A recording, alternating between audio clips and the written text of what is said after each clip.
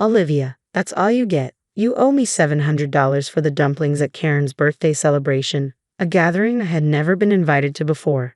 That's what Lily told me. In front of me, there was just a single dumpling, as if feeding a pet. Lily said with a laugh, "Here you go, Karen." The elementary schooler seemed to be in on the joke too, laughing at me.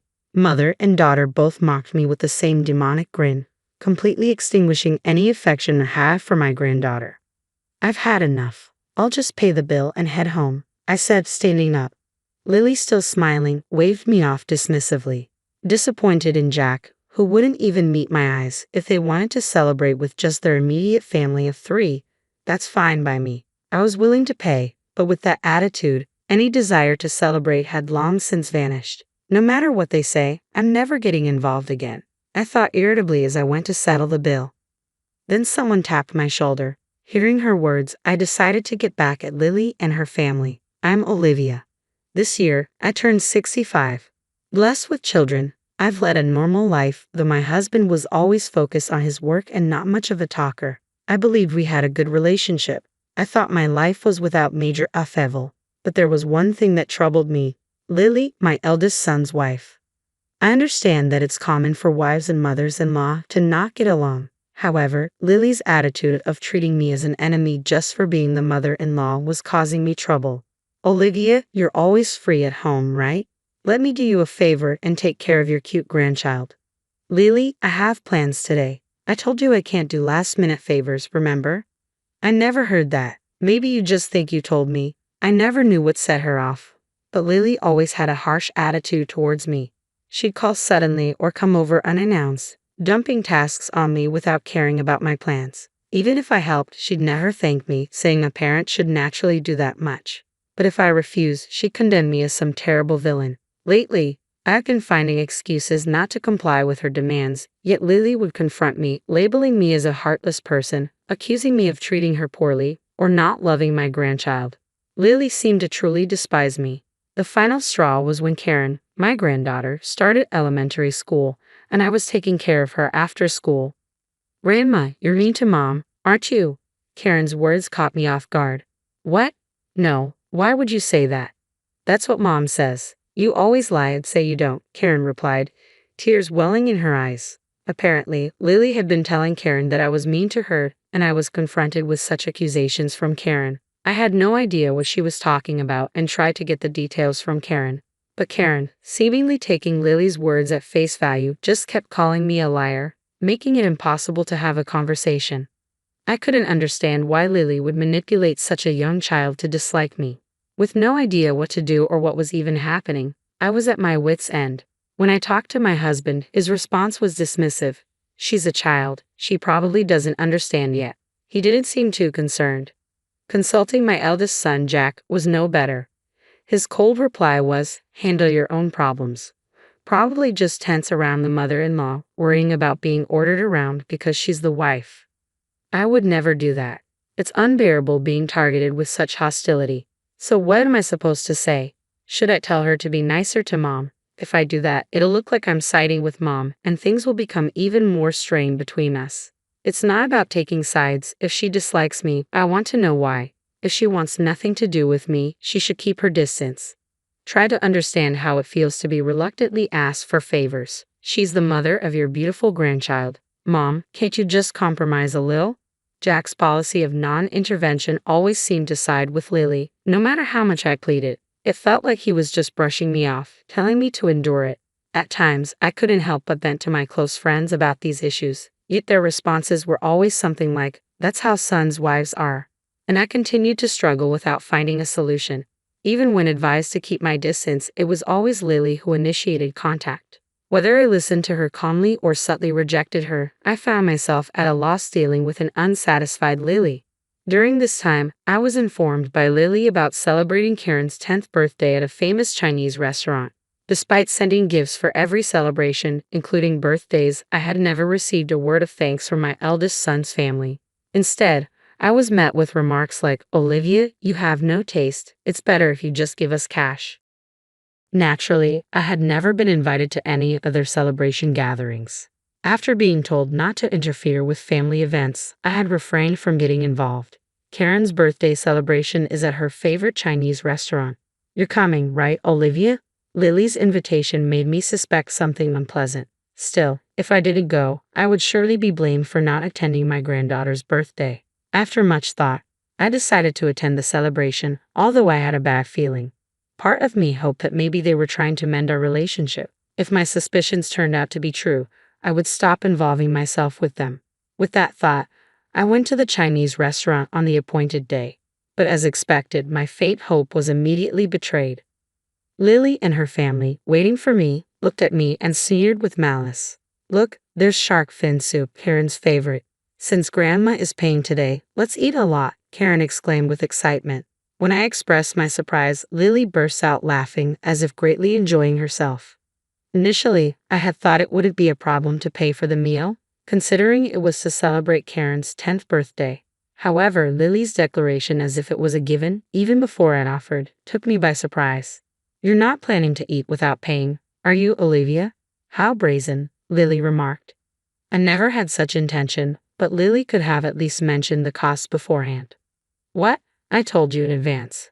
Don't blame others for your forgetfulness. It's true what they say about memory loss and old age, Lily retorted with sarcasm, making me realize that what I had hoped for was never going to happen. I decided to eat quickly and leave. As I was about to enjoy the delicious-looking dishes laid out before me, something happened. Hey, what do you think you're doing? Lily snapped as I reached for one of the expensive-looking dishes. She slapped my hand away, her gesture akin to scolding a child for a mistake. Sweating with uncertainty, I wondered if I had done something rude, but seeing me flustered, Lily laughed mockingly and said something outrageous. Today, Olivia, you're just the wallet, so no eating, Lily declared. What, Olivia, did you really think you were invited for Karen's celebration? It's obvious you're here to pay the bill. That's right, pay up.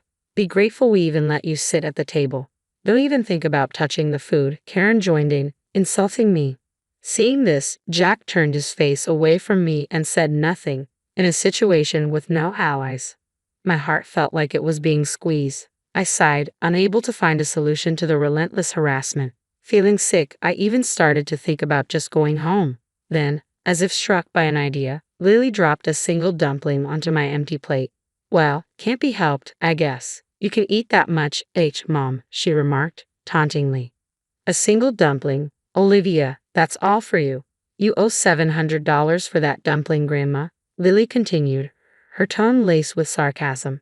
That's so lame, even Karen, a grade schooler, joined in, laughing at me. Their demonic smiles, mother and daughter alike, mocking me, extinguished any affection I had left for my granddaughter. This was the moment I decided to cut ties completely. I didn't feel like celebrating her birthday anymore, but as a severance, it was a small price to pay. I've had enough. I'll pay the bill and leave first, I declared. What? You're leaving already? Thanks for the meal. Please just leave me alone from now on, Lily responded dismissively. I was disappointed in Jack, who wouldn't even make eye contact until the end. No matter what was said, Jack wouldn't reprimand Lily or even Karen.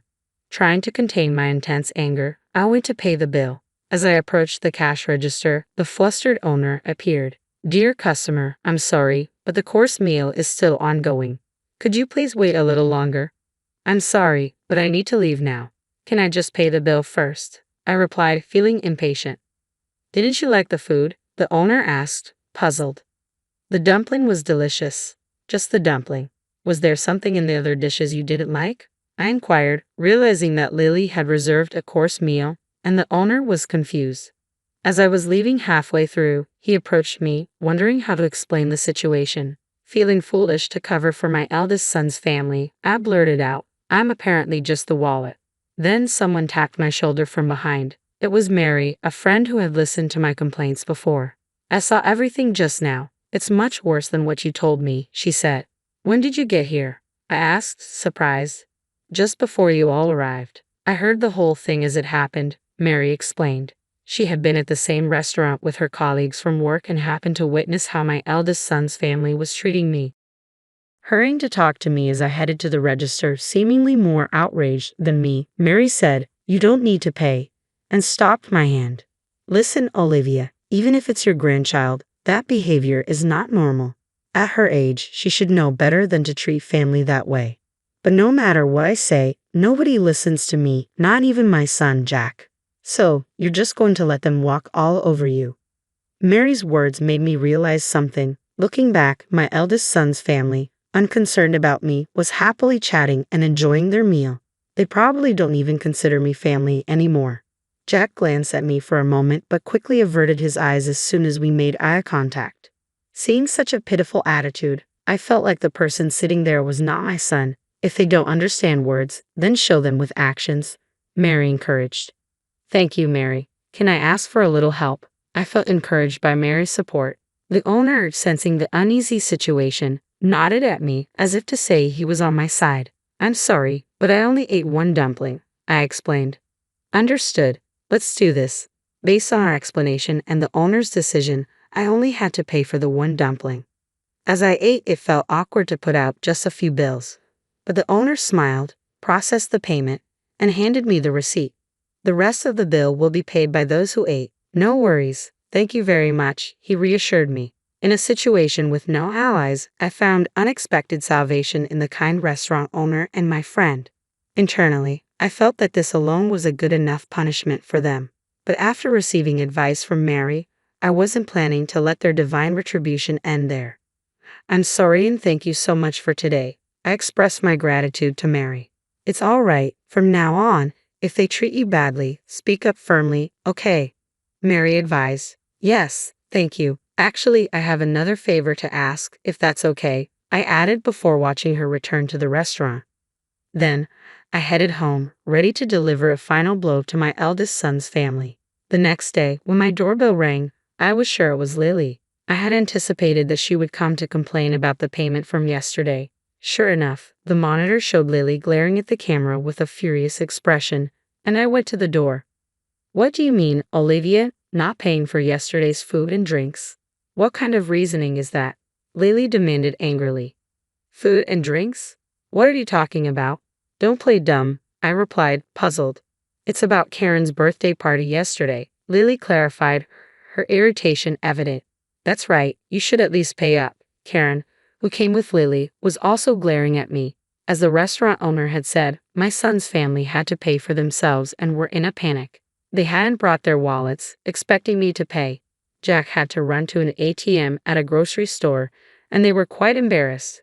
Karen, showing her anger, furrowed her brow and yelled at me, her expression hardly one you'd direct at a family member. I sighed lightly before facing Lily to talk. I'd only ate one dumpling yesterday, so I only paid for what I ate. The dumpling cost $700, remember? Oh, maybe you didn't hear it because of your age, I remarked, feeling the weight of their rude attitudes. With such disrespectful behavior from both a wife and granddaughter, I didn't feel like paying anymore. As I retorted, they became even more heated and started verbally abusing me. What kind of attitude is that? Just because you're Karen's grandmother, you think you can do anything you want. I don't want a grandma like you. Don't act so high and mighty, Lily accused, pointing fingers at me as if I were some kind of villain. Karen, too, acted as though she was a hero, delivering justice to evil. Was there really a reason I had to be yelled at like this? I couldn't help but ask out loud, and an astonishing response came back. Hey, why do I have to be treated like this? What could you like about me? What have I done? I questioned, confused by their hostility. You haven't done anything. You know, wives just don't like their mothers-in-law, Lily replied casually. What do you mean, just that? I pressed for clarification. This time, I thought I'd make you useful as a wallet since I was angry, Lily retorted, stunning me with her unexpected words. I was speechless. Then before I could signal, the door to the next room opened, and Mary entered the living room. The moment they saw Mary's face, the two were speechless, their mouths agape. Listening to you all this time, is that how you treat my friend? Mary questioned, her tone firm. Why are you here, Karen? Lily stammered, clearly flustered by Mary's sudden appearance. It was understandable. Mary still worked as a language teacher in a certain classroom and was also the teacher of the language class that Karen attended. When I had spoken to Mary, the situation was so different from Karen's behavior in class that she had trouble believing me. But after yesterday's incident, Mary had become my ally and came to my house today. When Karen expressed her wish that I was her real grandmother, I was touched. Don't be deceived. Miss, this woman made my mom cry before. Karen accused, her tone sharp. My friend wouldn't do that. Besides, you just said Mom wasn't mistreated, right? But Mom, Grandma was mean to you, right? Karen continued, seemingly believing everything Lily had told her about me without hearing the details. Lily, apparently not expecting to be overheard, looked panicked. She became visibly nervous, glancing at Karen with a troubled expression. I was speechless at Lily's inability to come up with a better excuse for her actions. Miss, please listen to our side too. Just because she's your friend, it doesn't mean you should take Olivia's side, Lily pleaded, attempting to win Mary over with excuses. But Mary was judging based on the behavior she had witnessed, not on Lily's unsubstantiated claims. With no chance of Mary siding with them, Karen, scolded by her teacher, looked like she was about to cry. Only giving one dumpling and then expecting $700 in payment. That's no way to treat family, is it? Mary questioned, her tone pointed. But it was my birthday, so it's only natural for Grandma to pay. That's what Mom said, Lily interjected, trying to justify their behavior. Considering your attitude earlier, those kinds of words wouldn't come out unless you really looked down on someone. You usually don't speak to your grandmother like that, do you? Mary countered, her words piercing through the tension. Shocked by her favorite teacher's words, Karen seemed deeply affected. Seeing Karen's reaction, Lily, while still glaring at me, was at a loss for words. It wasn't a complaint, it was the truth. I just happened to see what was going on. Well, I won't forgive you, Olivia. Don't think you can see your granddaughter again, Lily declared angrily. Fine by me, I'd like to ask the same. Don't involve me anymore, I retorted. Lily left, pulling Karen's hand and looking resentful. As I watched them leave, I finally let out a sigh of relief. Seeing this, Mary patted my back. After all that, they won't be able to act so arrogantly anymore. Thank you, Mary. Sorry for always relying on you. I express my gratitude. It's fine, Olivia. They wouldn't listen to you, right? With that attitude, it's no wonder. Mary reassured me, her cheerful demeanor saving me. I was able to cut ties with Lily and her family. It's a shame I couldn't say anything to Jack, but I don't expect to hear anything more from Lily. Seeing the usually confident Lily taken aback cleared the frustration I had been carrying. However, apparently Lily and Karen got into an argument because Lily had lied to Karen about me, leading to Mom made the teacher dislike me. Karen still couldn't be appeased, and Lily called me to complain. Explain the situation to Mary. Is it okay for Karen to stop going to her language class? Lily asked. What's there to explain? Mary saw everything for herself. What more is there to say? If you admit to harassing me, then my story won't be a lie, I responded. Why, you could at least agree with me on that, Lily pleaded. No way. That's your responsibility. You should sincerely apologize to Karen, I insisted. Lily called me several times, but since she told me to stay away, I stopped answering. Jack also called, confused about which side to take between Lily and Karen. Disgusted with his indecisive attitude, I echoed the words once said to me, handle your own problems. Anne continues to attend Mary's class and has become much quieter since being scolded that day. Well, she was too energetic before, so maybe this is just right for her now, I reflected. As a sign of reflection, I hope so. Don't worry about it, Olivia. As a teacher, I'll keep an eye on her, Mary reassured me. Thank you. I owe you so much, Mary. I expressed my gratitude. Don't mention it. We're friends, after all, Mary said nonchalantly. Please don't worry about it. I couldn't help but feel grateful to Mary. Next time, I plan to go out with Mary and finally enjoy the Chinese meal we missed.